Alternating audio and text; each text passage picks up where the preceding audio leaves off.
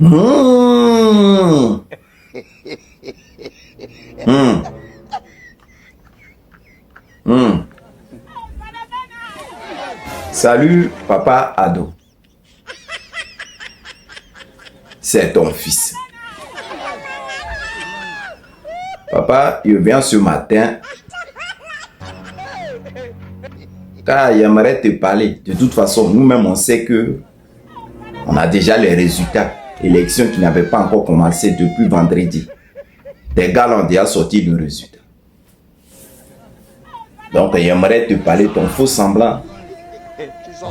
L'élection qu'il y a eu ce samedi. Ouais. C'est-à-dire, papa, si la honte pouvait tuer. Il y a longtemps, il pense que ton cas là, plein de personnes ont tout. Parce que on a compris vraiment ceux qui ont voté ce samedi. Souvent, dans mon langage, papa, je dis toujours, c'est-à-dire quand tu parles de la Côte d'Ivoire, il y avait une autre Côte d'Ivoire, de ça que tu parles.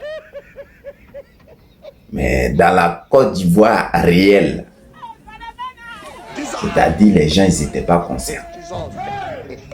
Mais quand je disais ça toujours, les gens, ils prennent ça en rigolo. Vous-même regardez la photo du jour.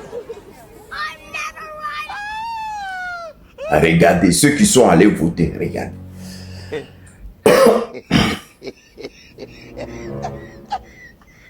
Est-ce que ça là, ça ressemble pas à nos frères qui sont quittés de l'autre côté pour venir? Quand on a donné les terres pour dire venez vous asseoir. Vous allez construire, vous allez nourrir vos familles. C'est pas ça qu'elle a. Vous me regardez les photos. Regardez toujours les photos. Quand même vous voyez l'attroupement qu'elle a là. Ça ne ressemble pas à faire des Tabaski. Ou mes frères de l'autre côté là, ils sont toujours agités là. C'est pas ça qu'elle a. On continue de regarder la photo. Hein. Est-ce que cette photo là ressemble pas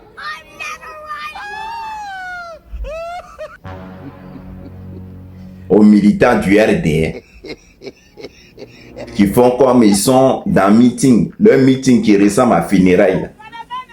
Regardez toujours cette photo. Cette photo là, quand vous la voyez là, ça vous dit pas quelque chose? Genre style, ils sont venus en Côte d'Ivoire chercher jetons, ils rentrent maintenant chez eux pour faire un peu le marin et revenir. Regardez cette photo. Quand vous-même vous voyez cette photo là, ça ne ressemble pas aux gens qui sont quittés là-bas, qui viennent d'arriver d'Abidjan. Tout ça là pour vous dire quoi? Pour vous dire que l'élection qui s'est passée là, samedi, c'est que les gens à qui on ont donné nos baisses gratuitement là, qui sont allés voter. Parce que quand vous voyez vous-même, vous savez. Regardez. Et quand on va parler, vous allez nous dire non, c'est faux, nanana, c'est la Côte d'Ivoire qui allait, c'est pas la Côte d'Ivoire qui allait. Parce qu'on a vu plein de localités, papa, où il n'y avait personne. Les gens ne sont pas allés voter. Il y avait plein de localités où même le jour de vote, papa, il y avait encore plein de manifestations. Et les monos là, c'était encore derrière les. Maintenant, moi-même, souvent, quand je suis assis, je me pose la question. Mais c'est quelle élection on va? Et vous avez attrapé enfant des gens. Vous avez mis la répression sur les gens. Vous avez effrayé les gens. Vous avez empêché les gens de parler. Vous avez empêché les gens de marcher.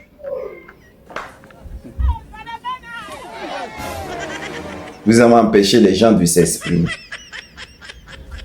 Et dans cette forfaiture, vous avez forcé quand même d'y aller.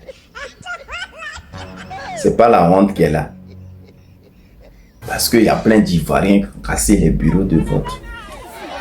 Qui ont même brûlé vos trucs. J'ai vu quand même une petite photo qui est une petite image qui me faisait rigoler en même temps qui me faisait pitié. Où on a vu dans un centre, bon, dans une école, c'est-à-dire où comment on appelle, le directeur de l'école a cadenassé toutes les portes. Il a cadenassé toutes les portes. Pour ne même pas qu'il y ait vote. Et il voyait les gens là, assis devant la porte. Et ils sont allés se chercher un sérieux pour casser la porte. Pour que les gens puissent rentrer, aller voter. Est-ce que c'est dans cette honte-là, dans tout ça là, toi, papa, ado, tu vas sortir pour dire que tu as gagné. Et puis en plus de ça, tes partisans rassurent. Souvent, je suis assis et puis je te regarde. Et je me pose la question, mais comment ça peut arriver qu'une personne n'ait pas honte avec toutes ces humiliations? Ces humiliations-là, c'est accompagné de preuves. Et puis les gens, ils voient et ils disent rien. Quand tu veux dire quelque chose un peu seulement, c'est maca, tu vas goûter. Bon, ça, il est fini de parler des papas ados. Et ces militants qui sont allés voter. Maintenant, vous là, vous les Ivoiriens, je parle de ceux qui ont eu le courage de dire non au 4e mandat. Vous avez fait pour vous. Et Dieu même vous a suivi.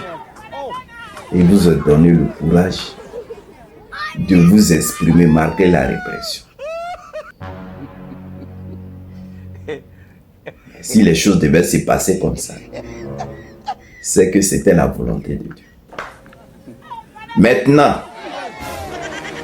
à tous ceux qui ont pris l'argent d'ado, c'est-à-dire dans votre vie là, vous allez rester comme ça, prendre l'argent de mon papa. Vous voyez la vérité en face. Vous êtes toujours là, enfermé vos bouches. Et vous voyez vos frères, vos soeurs, en train d'être maltraités.